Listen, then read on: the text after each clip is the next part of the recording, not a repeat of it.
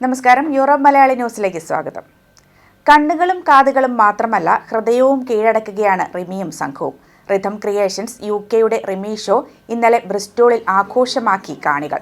ഒപ്പം മലയാളികൾക്ക് പ്രിയങ്കരനായ ചിറമേലച്ചനും പരിപാടിയിൽ മനോഹരമായ സന്ദേശവുമായി എത്തി. കേൾക്കാം എന്നൊരു വലിയ ദൗത്യം ഏവരിലേക്കും എത്തിക്കുകയായിരുന്നു ഫാദർ ചിറമേൽ. തിരക്കിനിടെ പലപ്പോഴും ശ്രദ്ധിക്കപ്പെടാതെ പോകുന്നവർ നമുക്കിടയിൽ തന്നെയുണ്ട്. ഉള്ളിലെ സംഘർഷങ്ങൾക്കിടയിലും പുറമെ ചിരിച്ചുകൊണ്ട് കഴിയുന്നവർ, ആരും സംസാരിക്കാനില്ലാതെ മനസ്സിൽ ഭാരം കൊണ്ട് നടക്കുന്നവർ. ഇനി നമ്മൾ ഒറ്റയ്ക്കല്ല. ചിറമേലച്ചനും സംഘവും നമ്മുടെ പ്രശ്നങ്ങൾ കേൾക്കാൻ ഒരു കോളിനപ്പുറം ഉണ്ടാകും. സ്നേഹത്തോടെ ആശ്വാസവാക്കുകളുമായി അവർ നൽകുന്ന പിന്തുണയിൽ നമുക്ക് ആത്മവിശ്വാസത്തോടെ മുന്നോട്ട് പോകാം. കേൾക്കാം എന്ന ഈ വലിയ ആശയം ഔദ്യോഗികമായി ഉദ്ഘാടനം നിർവഹിച്ച ഫാദർ ചിറമേൽ നമുക്ക് ചുറ്റുമുള്ളവർക്ക് സ്നേഹത്തിൻ്റെ കരുതൽ നൽകുന്നതിനെക്കുറിച്ചും ഓർമ്മിപ്പിച്ചിരിക്കുകയാണ്. ബ്രിസ്റ്റോളിലെ നിറഞ്ഞ വേദിയിലായിരുന്നു ഷോ. UK-യിലെ പ്രമുഖ മോർട്ട്ഗേജ് അഡ്വൈസിംഗ് സ്ഥാപനമായ infinity mortgage, law and lawyers, focus ഫിൻഷ്മെന്റ് ലിമിറ്റഡ്, GRB, എസ്റ്റേ കൺസൾട്ടൻസ് എന്നിവർ ഈ ഷോയുടെ സ്പോൺസേഴ്സാണ്. അങ്ങനെ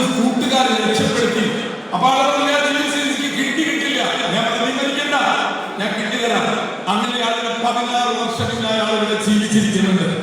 അതുപോലെ ഈ വാർത്ത കേട്ടപ്പോൾ അസിസ്റ്റന്റ് എന്നോട് പറഞ്ഞു, അച്ഛോ, ഞാൻ അച്ഛൻ്റെ കൊടുക്കേണ്ടവരാണ്. ഇന്ന് UK-യിലെ ഒരു സഹോദരൻ, ഒരു കരുത്തില്ലാത്ത സഹോദരൻ അസിസ്റ്റന്റ് കൃത്യമായി ഇവിടെ ജീവിച്ചിരിപ്പുണ്ട്. ഇതിനേക്കാൾ വലിയ ഒരു കർമ്മം ആദ്യം ചെയ്യാൻ പറ്റും. അവിടെ നിങ്ങൾ അതൊന്നും ചെയ്യണ്ട. നിങ്ങൾ സൈഡ് പോസ്റ്റ് വളരെ സാമാൻ, അതായത് സൈഡ് പോസ്റ്റ് എന്താണ്? ഇത് ഹോസ്പിറ്റൽ, ഇത് പമ്പ്, ഇതുപോലെ സൈഡ് പോസ്റ്റ് ഉണ്ടല്ലോ. അതുപോലെ നിങ്ങൾ ഇതിന് വളരെ സൗകര്യം നമ്പറുകൾ ഞാൻ എല്ലാവർക്കും തരാം. നിങ്ങളൊന്നും ചെയ്തോ, നിങ്ങളൊന്നും സമയമൊന്നും കളയണ്ട. ഇങ്ങനൊരു ബുദ്ധിമുട്ട് കേൾക്കുന്നു, വിഷമിക്കേണ്ടത് നിന്റെ പരിപാടി അത്രയും ചെയ്തു. നിങ്ങൾ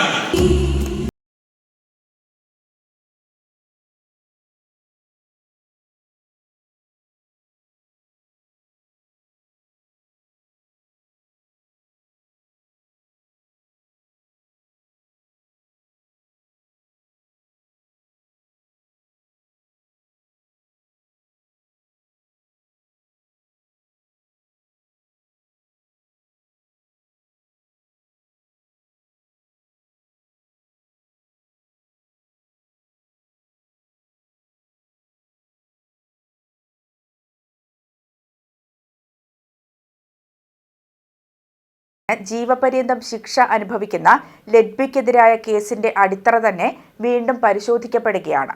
ആശുപത്രിയുടെ ഔദ്യോഗിക രേഖകൾ പുറത്തു വന്നതോടെയാണ് വിവാദം ശക്തമായത്. ലെഡ്ബിക്കെതിരെ പോലീസിനെ സമീപിച്ച ചില ഡോക്ടർമാർക്ക് അവരോട് വ്യക്തിപരമായ വിരോധം ഉണ്ടായിരുന്നോ എന്ന സംശയമാണ് ഉയരുന്നത്. നിയോനേറ്റൽ യൂണിറ്റിലെ വീഴ്ചകളെക്കുറിച്ച് ലെഡ്ബി തന്നെ ആശുപത്രി മാനേജ്മെന്റിനെ അറിയിച്ചിരുന്നു. ഇതിന് പിന്നാലെ ചില ഡോക്ടർമാരുമായുള്ള ബന്ധം വഷളായതായി രേഖകൾ സൂചിപ്പിക്കുന്നു. ലെഡ്ബിയെ ബുള്ളിയിങ് ചെയ്യുന്നതിൽ പോലും മാനേജ്മെന്റിന് ആശങ്ക ഉണ്ടായിരുന്നുവെന്നാണ് റിപ്പോർട്ടുകൾ. ആശുപത്രിയുടെ ആഭ്യന്തര അന്വേഷണങ്ങൾ ആദ്യഘട്ടത്തിൽ ലെഡ്ബിക്ക് അനുകൂലമായിരുന്നുവെന്നും പറയപ്പെടുന്നു. എന്നാൽ പിന്നീട് ഡോക്ടർമാർ പോലീസിനെ സമീപിച്ചതോടെയാണ് കേസ് ക്രിമിനൽ അന്വേഷണത്തിലേക്ക് നീങ്ങിയത്. ലെഡ്ബിക്കെതിരെ പരാതി നൽകിയ ഡോക്ടർമാർക്ക് അവരോട് വ്യക്തിവൈരാഗ്യം തോന്നാൻ കാരണമുണ്ടായിരുന്നുവെന്ന വിവരം ജൂറിക്ക് മുന്നിൽ എത്തിയിരുന്നില്ലെന്നാണ് ഇപ്പോൾ പുറത്തുവരുന്ന ആരോപണം.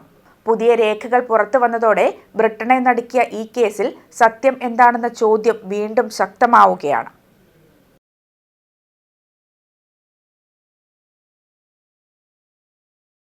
ഗ്രേറ്റ് ബ്രിട്ടൻ സിറോ മലബാർ രൂപത രൂപീകൃതമായി 10ാം വർഷത്തിലേക്ക് കടക്കുമ്പോൾ രൂപതയിൽ നിന്നുള്ള ആദ്യ സന്യാസിനിയായി സിസ്റ്റർ ക്രിസ്റ്റി മരിയ SH വ്രതവാഗ്ദാനം സ്വീകരിച്ചു. മെയ് 28-ന് ലണ്ടനിലെ ടൂട്ടിംഗ് സെന്റ് ബോണിഫസ് പള്ളിയിൽ രൂപതാധ്യക്ഷൻ മാർ ജോസഫ് സ്രാമ്പിക്കലിന്റെ കാർമ്മികത്വത്തിൽ നടന്ന വിശുദ്ധ കുർബാന മധ്യേ നടന്ന ശുശ്രൂഷയിലാണ് സിസ്റ്റർ ക്രിസ്റ്റി മരിയ രൂപതയിൽ നിന്നുള്ള ആദ്യ സന്യാസിനിയായി സഭാവസ്ത്ര സ്വീകരണവും വ്രതവാഗ്ദാനവും നടത്തിയത്. നാട്ടിൽ എറണാകുളം സ്വദേശികളും വെസ്റ്റ് ലണ്ടനിലെ ടൂട്ടിംഗ് സ്വദേശികളുമായ വർഗീസ് എബ്രഹാം, സലീന വർഗീസ് ദമ്പതികളുടെ ഇളയ പുത്രിയായ സിസ്റ്റർ ക്രിസ്റ്റി മരിയ കെന്റ് യൂണിവേഴ്സിറ്റിയിൽ നിന്നും ഫാർമസിയിൽ ബിരുദാനന്തര ബിരുദം പൂർത്തിയാക്കിയ ശേഷം ലണ്ടനിലെ റോയൽ മാർട്സ് 10 ആശുപത്രിയിൽ ഓങ്കോളജി ആൻഡ് ഹെമറ്റോളജി ഫാർമസിസ്റ്റായി ജോലി ചെയ്തു വരികയാണ് ദൈവവിളി സ്വീകരിച്ച് തിരുഹൃദയ സന്യാസിനി സമൂഹത്തിൽ ചേർന്നത്. 2019 മുതൽ ഗ്രേറ്റ് ബ്രിട്ടൻ സിറോ മലബാർ രൂപതയുടെ വിവിധ ശുശ്രൂഷ മേഖലകളിൽ ജോലി ചെയ്യുന്ന തിരുഹൃദയ സന്യാസിനി സമൂഹത്തിന് ബ്രിട്ടനിൽ നിന്നുള്ള ആദ്യ സന്യാസിനിയായി സിസ്റ്റർ ക്രിസ്റ്റി മരിയ മാറുമ്പോൾ ഈ കുറഞ്ഞ കാലയളവിൽ തന്നെ യോർക്കിൽ ഒരു സന്യാസിനികൾക്കായുള്ള പരിശീലന കേന്ദ്രവും 2 കന്യാസ്ത്രീ മഠങ്ങളും സ്ഥാപിക്കുവാനും കഴിഞ്ഞു. നിലവിൽ 3 പേർ ഈ പരിശീലന കേന്ദ്രത്തിൽ പരിശീലനവും നടത്തുന്നുണ്ട്. തിരുഹൃദയ സന്യാസിനി സമൂഹത്തിന്റെ പാലാ പ്രൊവിൻസിൽ നിന്നുള്ള 5 കന്യാസ്ത്രീകളും കാഞ്ഞിരപ്പള്ളി പ്രൊവിൻസിൽ നിന്നുള്ള ഒരാളും ഉൾപ്പെടെ 6 കന്യാസ്ത്രീകൾ ഗ്രേറ്റ് ബ്രിട്ടൻ സിറോ മലബാർ രൂപതയുടെ വിവിധ ശുശ്രൂഷാ രംഗങ്ങളിൽ ഇപ്പോൾ സേവനം അനുഷ്ഠിക്കുന്നുണ്ട്.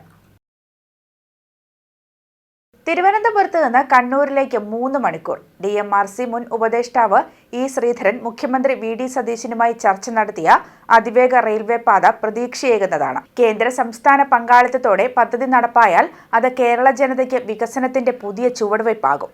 പൂജപ്പുര മുതൽ കണ്ണൂർ വരെ 22 സ്റ്റോപ്പുകൾ, 12 ബോഗികളുള്ള ട്രെയിനിൽ ഒരേ സമയം 800 പേർക്ക് യാത്ര ചെയ്യാനാകും. 4 വർഷത്തിനകം പൂർത്തിയാക്കാൻ സാധിക്കുമെന്നും ഇ ശ്രീധരൻ ആത്മവിശ്വാസം പ്രകടിപ്പിച്ചതായിട്ടാണ് റിപ്പോർട്ട്.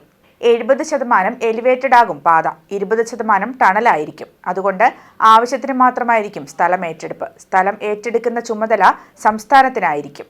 ആകെ 430 കിലോമീറ്റർ ആയിരിക്കും ദൂരം. 4 ചീഫ് എഞ്ചിനീയർമാരെ ചുമതലപ്പെടുത്തി ഒരേ സമയം പ്രവൃത്തി നടത്തിയാൽ 5 വർഷത്തിനകം പൂർത്തീകരിക്കാനാകുമെന്നും മെട്രോമാൻ വ്യക്തമാക്കിയിരുന്നു.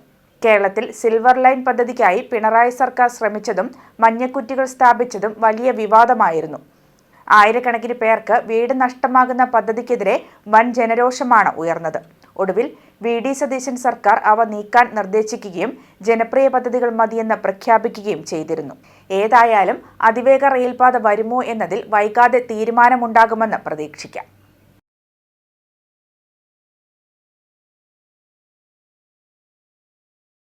ബ്രിട്ടനിൽ ജോലി കിട്ടാൻ ബുദ്ധിമുട്ടി യുവാക്കൾ. ഈ വിഭാഗങ്ങൾക്കിടയിൽ തൊഴിലില്ലായ്മ ഉയരുകയാണ്. ഈ സാഹചര്യത്തിൽ മിനിമം വേജ് വീണ്ടും ഉയർത്തിയത് ശരിയായ തീരുമാനമായിരുന്നോ എന്ന ചോദ്യമാണ് ഇപ്പോൾ ഉയരുന്നത്.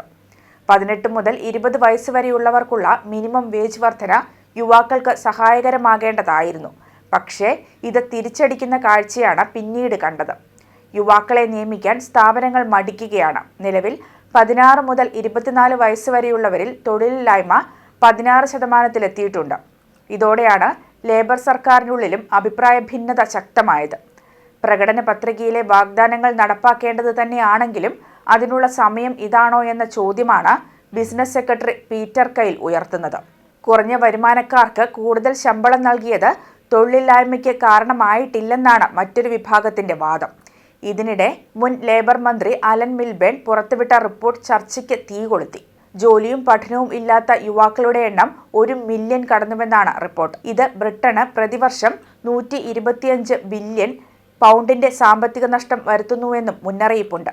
യുവാക്കളുടെ മിനിമം വേജ് വർധനയുടെ വേഗത കുറയ്ക്കണമെന്ന ആവശ്യം ശക്തമാവുകയാണ്. റീറ്റെയിൽ, ഹോസ്പിറ്റാലിറ്റി പോലെയുള്ള മേഖലകൾക്ക് ഇതിനകം തന്നെ കടുത്ത സമ്മർദ്ദമുണ്ട്.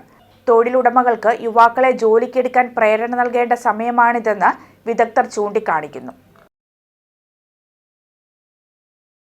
യൂറോപ്പ് മലയാളി ന്യൂസ് പൂർണ്ണമാകുന്നു. നമസ്കാരം.